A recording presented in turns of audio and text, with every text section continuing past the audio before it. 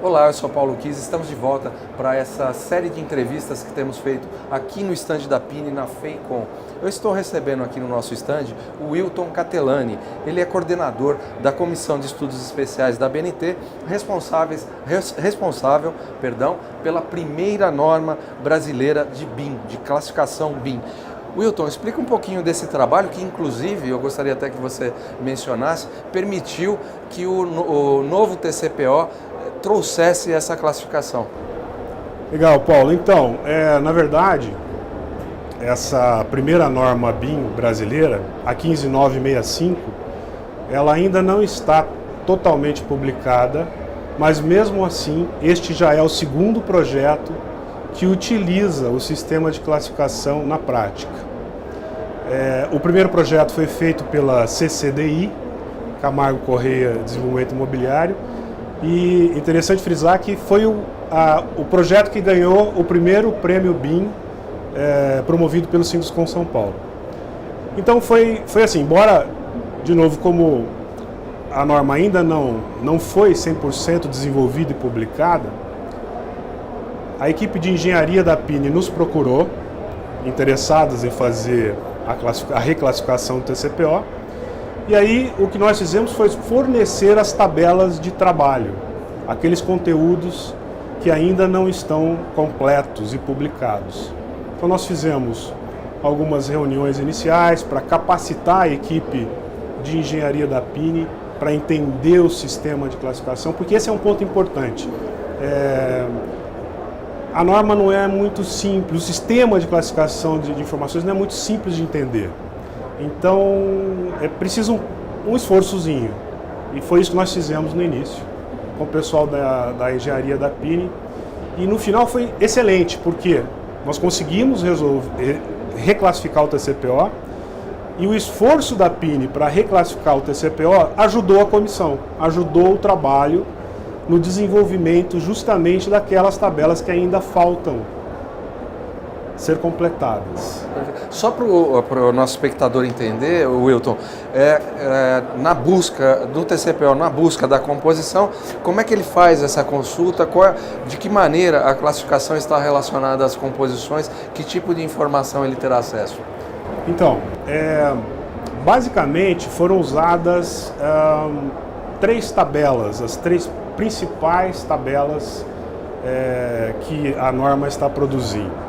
Então, o código da composição em si, exemplo, uma alvenaria de bloco cerâmico, essa composição recebeu um código que corresponde a uma tabela da norma que tem o nome de 3R, que significa resultados da construção. E como eu disse, alguns conceitos da norma não são muito simples de entender, o sujeito precisa investir algum esforço. Vou te dar um outro exemplo, é um parênteses, eu vou voltar na tua pergunta, mas é um parênteses, tá? Porque eu tenho uma outra tabela que se chama 2C, que me diz quais são os componentes da indústria da construção. Então, exemplo, aqueles que eu vou ali na indústria e compro uma porta, uma folha de porta, é um componente fabricado pela indústria que eu consigo comprar. Só que eu posso instalar esta porta e usar essa porta de diferentes maneiras. Ela pode ser efetivamente instalada num batente e funcionar como uma porta, mas ela pode ser um fechamento, ela pode ser até um tampo de mesa. Ou seja, o resultado do uso daquele componente me gera o que está classificado na tabela 3R, que foi utilizada para codificar as composições em si. Os materiais que figuram dentro da composição vêm da codificação 2C de componentes. Por sua vez, a mão de obra é a junção de 2 tabelas, uma de funções, por exemplo, supervisor, e outra de disciplinas, supervisor de instalações elétricas, supervisor de formas, supervisor de instalações hidráulicas. E tem uma outra tabela que é de equipamentos. Então, foi combinando o conteúdo dessas tabelas que o TCPO foi codificado. E por que isso é bom? Porque a gente passa a ter a possibilidade de usar nacionalmente uma mesma codificação.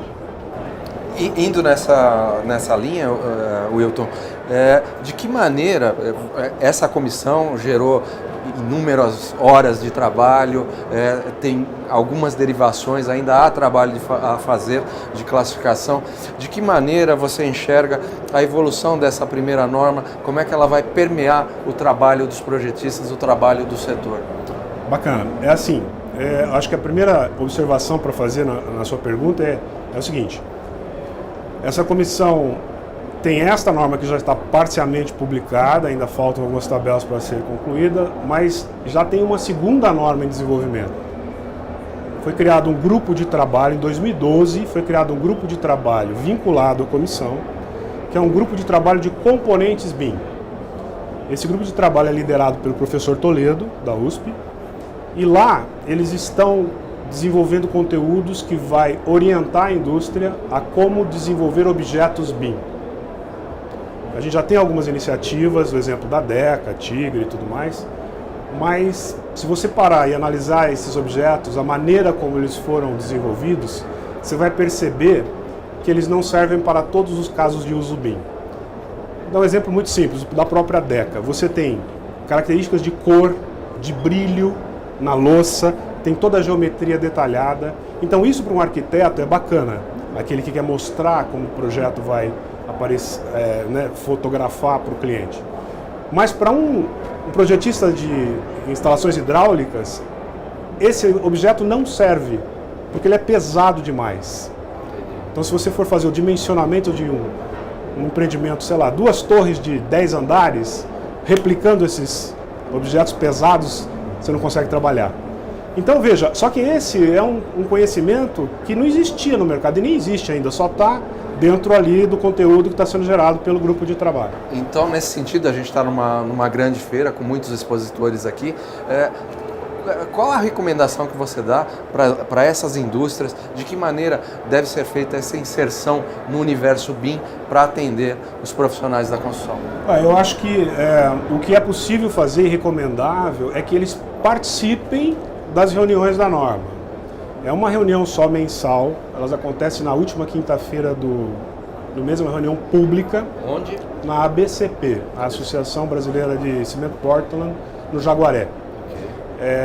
Então, as pessoas que tiverem interesse, basta fazer um contato via BNT mesmo, ou via um e-mail meu, ou do Toledo, e vai passar a receber os convites, né?